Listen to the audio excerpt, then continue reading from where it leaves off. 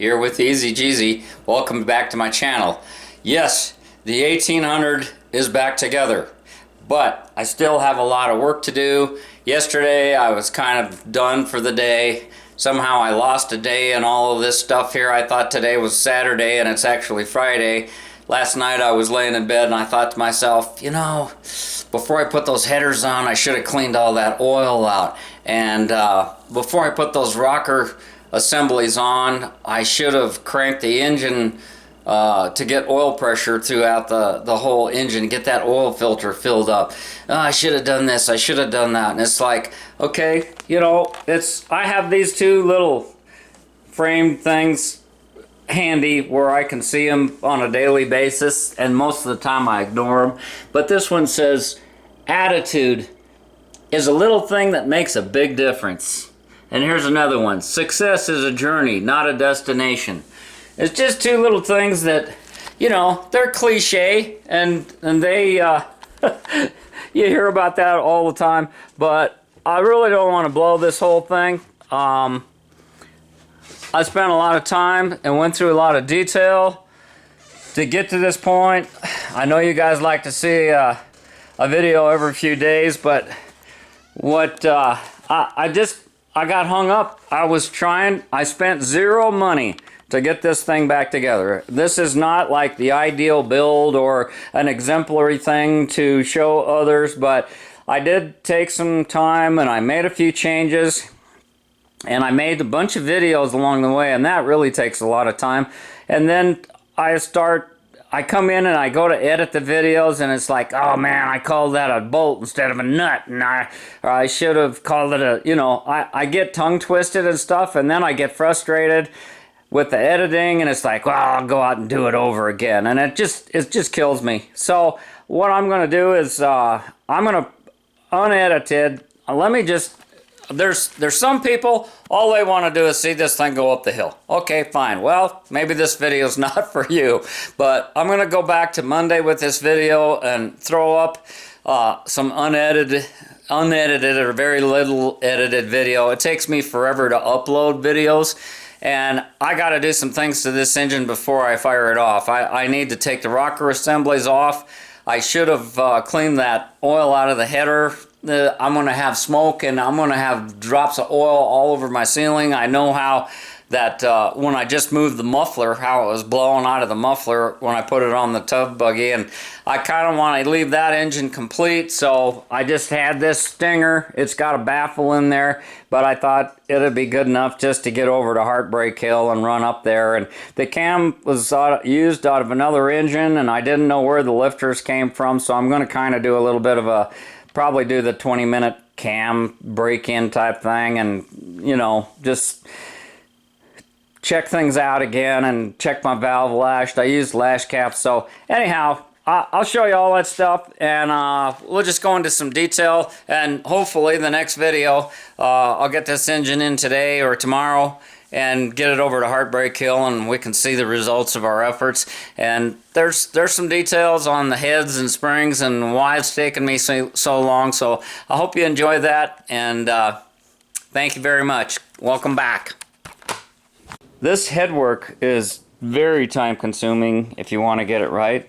You can see where I've mocked this up with my test springs, and I'm working on my rocker arm geometry, and I got to the point where I was so frustrated I had to walk away, take a break, and it's not like there's a deadline where I have to have it done, and you don't want to wait till the last minute to do your jobs.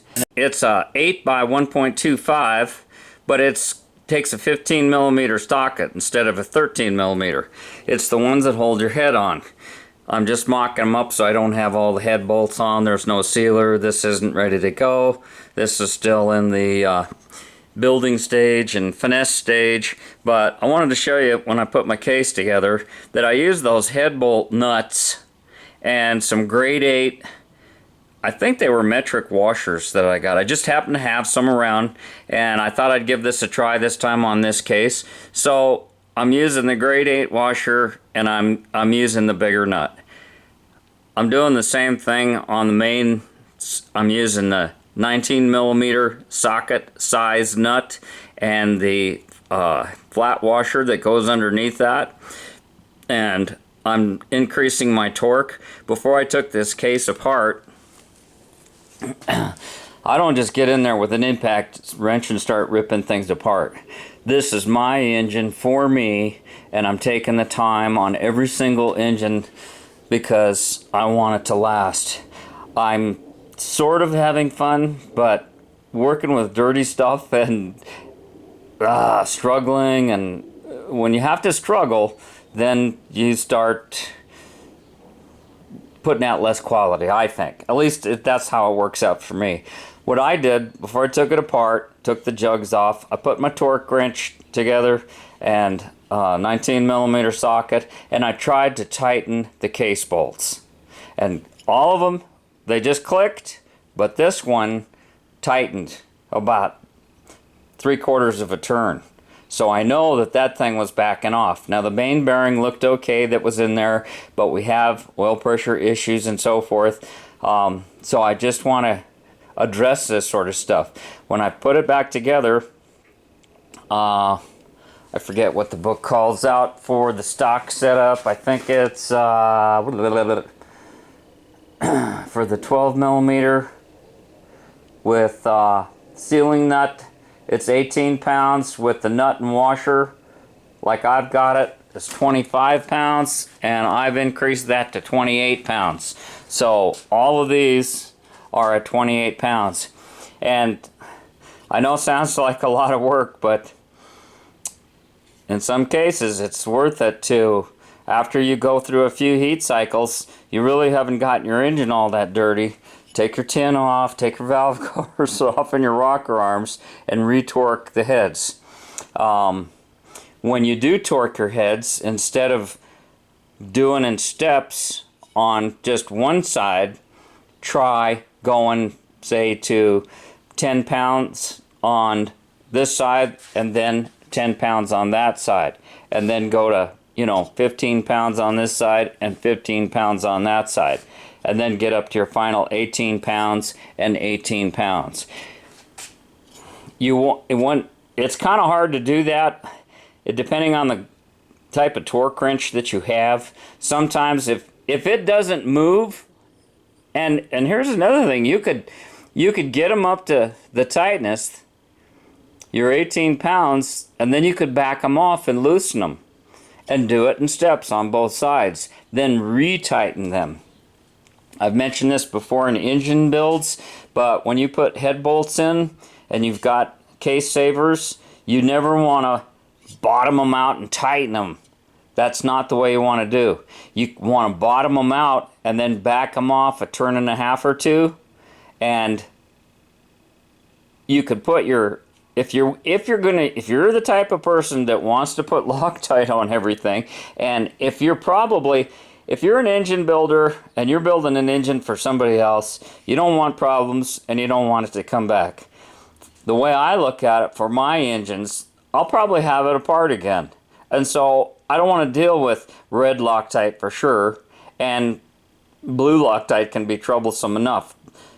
They make different sealing type products. So you put a drop on there, you bottom it out, you back it off a turn and a half or two, and then you can let it either set up or you can continue on with your assembly. But you want to make sure that when you tighten your head bolts down, that you're not turning the whole stud, okay? Because if you bottom it out, it's a different kind of stretch. And if you're using racing aftermarket chrome moly push rods, that's okay for drag racing and such, but they're probably eventually going to leak because they don't expand and shrink like these stock 8mm head bolts do. The factory used the 10mm head bolts, and in many cases they eventually, over many years, a long period of time and abuse, they would pull the threads in the case, and that's when they later on the factory put these inserts in. And the factory inserts are blind inserts. Means if you hold them up, look through them, you can't see all the way through them. They're blind. They're cupped in the back. So you don't have problems with crankcase oil seeping around the threads and coming out. The aftermarket ones, if you're putting in inserts, they're usually not that way. And you might want to just put some sort of a sealer on there, a gasket type sealer, and do the same thing. But you don't want to bottom out your threads at the top or bottom them out at the bottom. You want it to be in the middle so that the insert is what's doing the work. The steel on steel is going to be carrying it. You don't want to create a situation where you're putting internal stress on those steel threads. I don't know if that makes any sense to anybody, but you get the idea. And if you don't, well, you don't. What else have I done here that's time consuming and different? Right now, I've gone through bags and bags of springs that I've collected off of old engines. This camshaft is a C25. It says even though it has a lower duration and lower lift, that it's a fast lift, and they want you to put heavy duty single springs on. So what I do is I take my refrigeration scale here, and I can take my entire head and bring it over here. Maybe we should just do that, and I'll show you what I do just as an example. There we go. So what I'll do, where's your head that's together? Let's see. I have this one all the way apart. I was working this one over, and I did all this stuff. Now I'm doing my final cleaning, and I'm going to reassemble it. What have I got for a head? Okay, here's a... What is this head? Doesn't really matter, I guess. I thought I wrote everything on all of these heads. Okay, so you turn on on this particular, this is a refrigeration scale. So it says 0, there's 0 weight on there. It zeroes itself out. Now I'm going to put my head on here. It says the head weighs 11 pounds, 3 ounces. Doesn't really make any difference. I don't care what it says. 11 pounds, 3 ounces. Now I hit the tare button and it goes to 0. That means that this is the 0 point. It does the math so you don't have to subtract that 11 pounds, 3 ounces every time you do it. Now what I do, whoop, make sure this is out. This is an old valve. It just works. I've bottomed it out in there. I just tighten it with my hand. You don't need to mess up the stems. I'm probably not going to reuse that valve, but just the same, it's bottomed out in the chuck just so it won't fall out. Now what I do is I'm going to come over here and I'm going to look at it till I just see that spring move. Right there. So my resting pressure is about 42, 43 pounds on the seat. Okay, then I want to just go right down the line. What I'm striving for is to have uniformness here. I want everything to be the same. I want my spring pressures to be equal all the way down the line. So I come down here, I barely get it to move. 43, same thing. Okay, now the stock cam on a Volkswagen, what is the lift on that? It's about 300, it's about 320. I'm going to look at the scale right here on my tool, and I'm going to set this at 2 just because it's handy for me. And I'm going to say I'll put it at, this is 1/4 inch, right? Actually, I should do that when it's on. I screwed up. Okay, well, no, it's 1/4 inch. Okay, there's our starting point, right? So we'll move it to 1/4 inch, and we'll take a reading. 51, that sucks. That's not enough. Obviously, this thing was running when it came off of something. Now let's see what it does at 3/4, which would be right there. That's 94 pounds. Okay, and that's the other thing you want to do. Let's see what we get on this one here. And it depends. I should probably be pushing on the valve instead of having this thing hanging on the retainer. I'm just trying to get you the drift here. This is a pain in the neck. Let's see, where did we start at? There was our stop. There was a And we were going to go to this one here for 3/4 right there. 96 pounds. Okay? So you'll find when you do this that you get different readings. And what I've done is I went through, I had a bunch of springs that were all together, and I'll go through my strings, and this makes it a little easier because this is going to affect your spring pressure. The coil is 52 thousandths. Now I look at this coil here, and I'm going to put it in the same position and catch it about the same spot. This one's 54 thousandths. Now I'm going to go over here to this is a what you would call an aftermarket heavy-duty single spring, and this one says 62 thousandths, so you know that's going to be heavier. And I measured all of these and I grouped them so that these are all similar pressures as close as I can get them. Here's the one that was on those Magnum heads. It's 65 thousandths. Okay, so these were real thick. Now the ones that I ran on my 1776, the heads that we're going to use now, are these double springs. I bought these from Gene Berg separately and I used them. You can see a shiny spot where that spring has been making contact and it's wearing down. And let's see what this comes out to. 60 pounds. Now I can tell you that this has 202 pounds pressure when you collapse it for your running with the valve open, and I don't want to have that much pressure. I don't want to go with the stock single. I'm trying to compromise it. I don't have enough of this size. I do have a full set of this side. These were stock springs off a fuel injected car. Now here's some things that you can do to increase the life and longevity. These double springs that I had on this head for years, you can see the hole's going to be smaller. That's why you cut the guide boss down. And what I've got in here is a steel shim in the bottom of it. And the steel shim, you buy these. I bought these. I didn't know any better back in the day. I got them from Gene Berg and paid a lot of money for them, but you can get them at God, I can never... CHS. It's not Central Head Supply. It's Woodward. Woodward CHS is the name of the company. That's one of many companies. There's other people online. Here's a style that you can put on the base. This increase, now this is thick. This looks like it's about 60 thousandths thick. This is a way to increase spring pressure. So there's a you know, that's an option too. Now I have two different sizes here. This would be for a stock head. Do I have a stock head that's apart anywhere? Well, let's see. I think I got some old junkers on the floor here.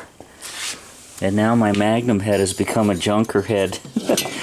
Here's an old head.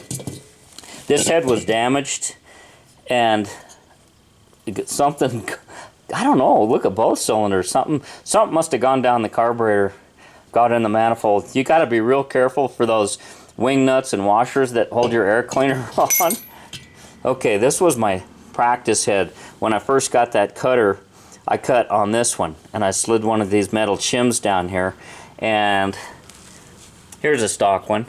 You can see, can you see the difference between a cut for double springs and then the stock one? And you can take this and it lays right in there. I don't want to drop it in there because sometimes it I could pull it out with a magnet, but sometimes these will stick in here. The other thing I'm doing is, you'll see I showed you on some other keepers. I think these were the good ones. there were some that were galled and chewed up. You can see where this edge of the spring has been riding. See the tip, the edge of the spring, it's cutting into the retainer. Now, you think, well, that's no big deal. But if it's cutting into the head, then you've got little bits of metal that are floating around in your system. And the reason that it doesn't cause failure for everybody's engine is because if you're using the stock oil screen, it collects underneath the screen. There's one right here. Okay, the way they've designed this, you're never sucking oil off the floor of the crankcase. This is a spot that kind of accumulates that stuff. Sometimes you have a drain plug, sometimes you don't. You pull the whole thing. But this is definitely a way so you're not getting the scum off the bottom of the crankcase, the sludge, and where everything, gravity is just going to pull out stuff to the bottom at night.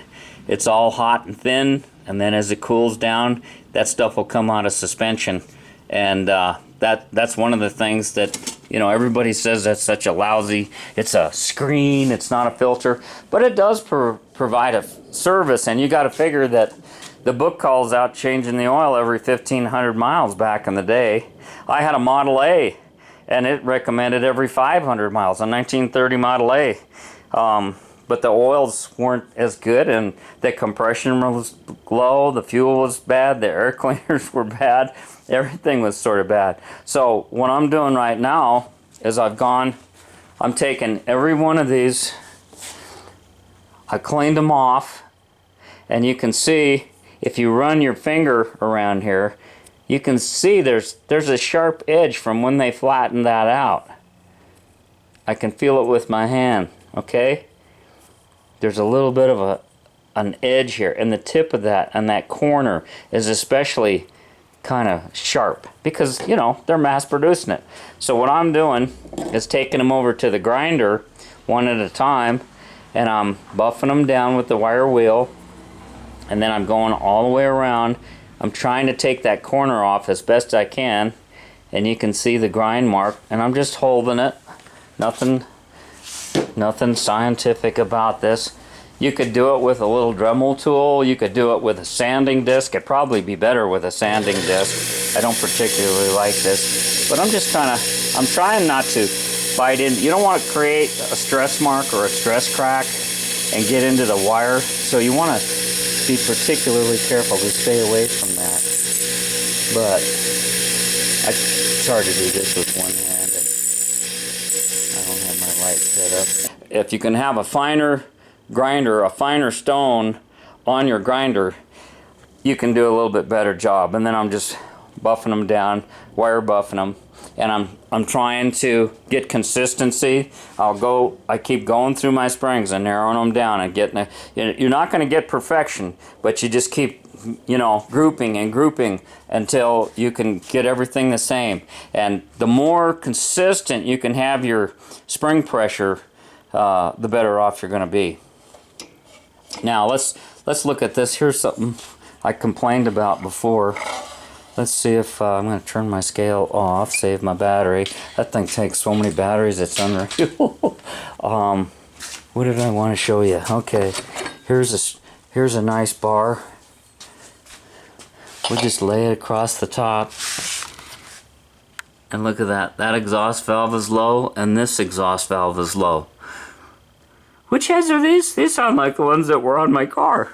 I don't think I was complaining about that when I was putting the ratio rocker arms, because that's gonna, if this isn't consistent, everything has to be consistent when you're striving for the best you can be. And you know what? There's, you know, typically exhaust valve stems are slightly shorter than the intake valve stems. There's a difference in size.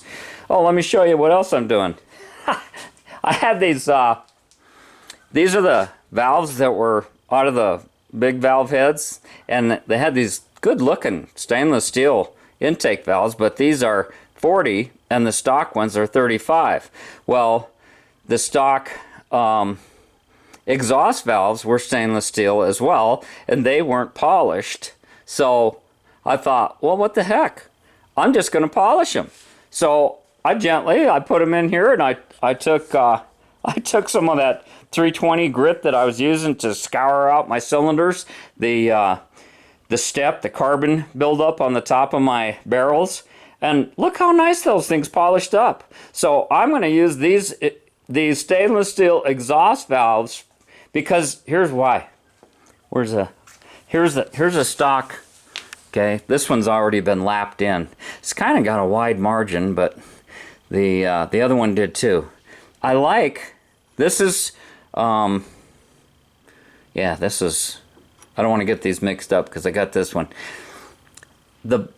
It's just smoother. It's just smoother, and if you look at the look at the shape. See, this is the stock one, the steel one that was in there. And here's this one. It's got a little bit, see how it's thicker right down here at the base? So I'm thinking that the intake, that'd be nice to have on the intake, and it's just going to maybe flow better. You hear about 3-angle valve jobs? Man, I'd love to be able to do a 3-angle valve job, but I just don't have the stuff to do that. And that exhaust stuff is just burnt into the other side. But this is the combustion chamber side, so I'm not... This is the side that I was trying to clean up, and this one cleaned up pretty good. So, yeah, just spending time, paying attention to details. It's hard to do. It's hard to do, and you know, your back starts hurting you. You try to get comfortable, get a chair down, get a table. The more comfortable you can be, put some tune, then you can stay at it a little bit longer. But I'm getting really tired of doing this. But since these are my engines and I plan on keeping them, if I run this over to Heartbreak Hill and get my results, if I'm not totally thrilled with it, I'm going to bring it back home and make it into a stock 1600.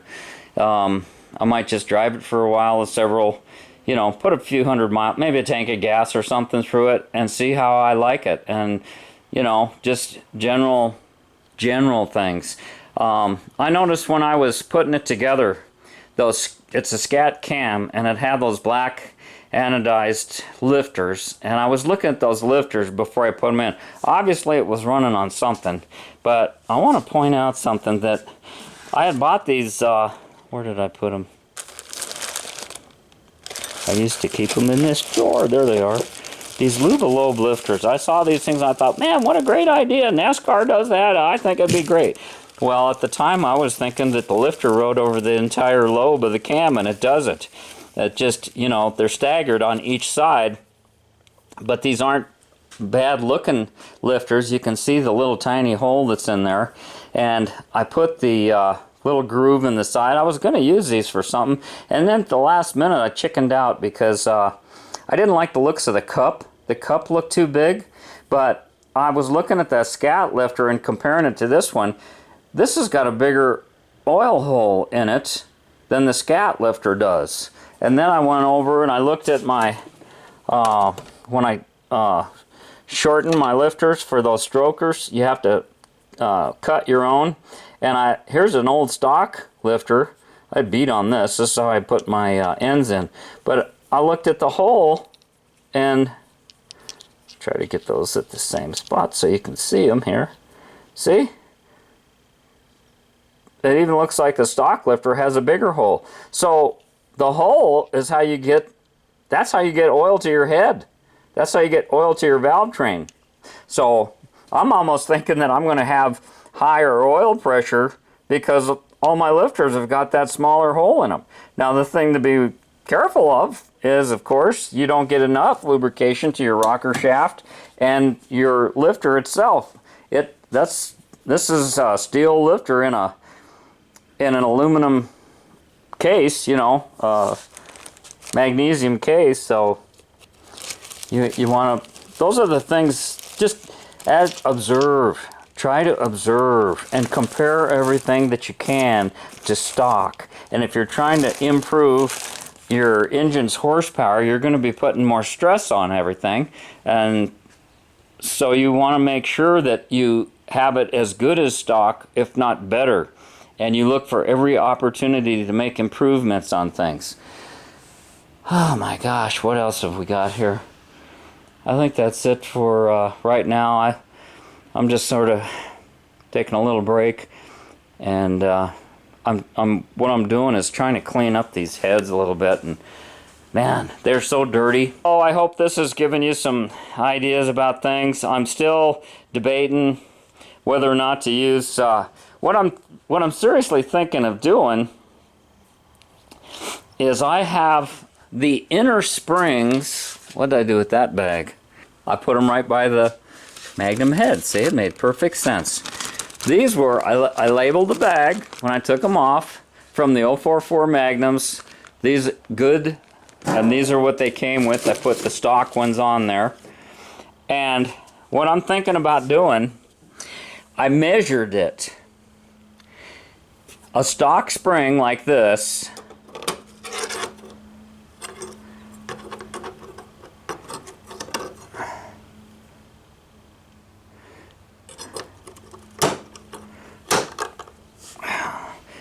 this is good that you see this. It's not oiled, but they're supposed to be a friction fit.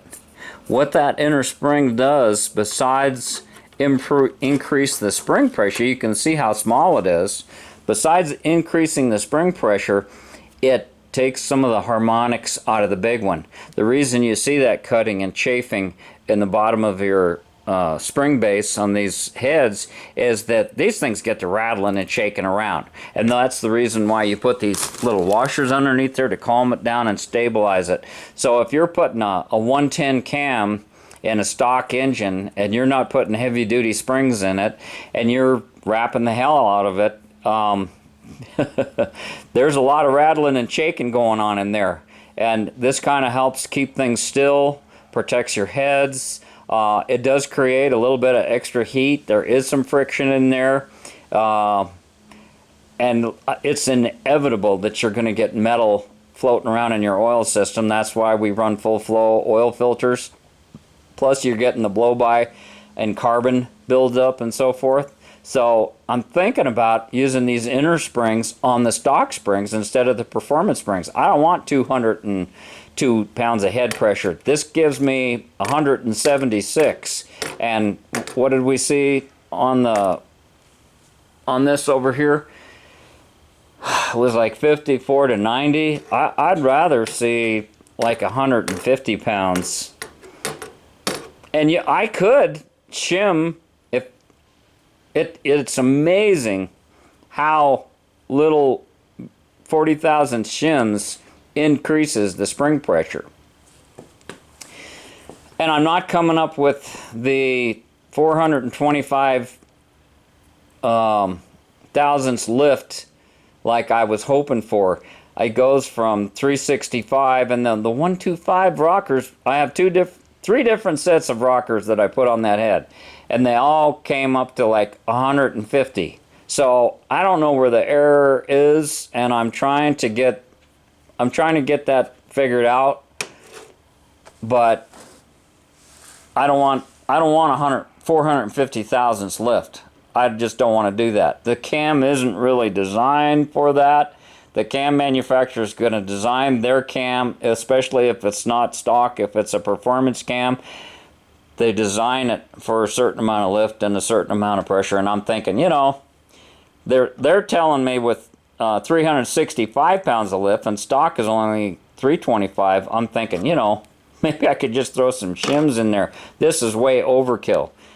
Berg used to say that it didn't hurt a thing, but a lot of people will scream bloody murder and say, yeah, it takes up horsepower. That's why you have to run the zinc. That's why you're having cams wear out and lifters wear out. Too much spring pressure isn't good. But I don't know. Everybody out there they built a lot more engines than I have, and I hate having to reinvent the wheel. But I thought, okay, just make a choice, come up with a plan. See, these heads are already cut. These are the 48 heads, and they're already cut for double springs. So I'm just using what's there. I've already got the steel shims in the base, The other springs that I had the bag, those were 202. These will only come up to 176. So I'm saving over 25 pounds coming down on that much spring pressure. So I don't know if anybody's got any experience with that. I'd love to hear what you're doing and how your experiments worked out for you, because this is what I'm grinding my brains over. So I hope you're having a good day, and I'm gonna get going. I'm watching my shadow line here. This is my sundial, and luckily today it's only supposed to get up to like 75. It's been in the 90s all last week, and it's just not normal for this time of year where I live. So I'm trying to get all of this done and posting up videos as I go, and I still got to do my taxes. I got to run my stuff over to the tax place. Oh. All right, guys. Have a great day. Thanks for watching. Thanks for subbing. TheEZGZ out. Stay cool.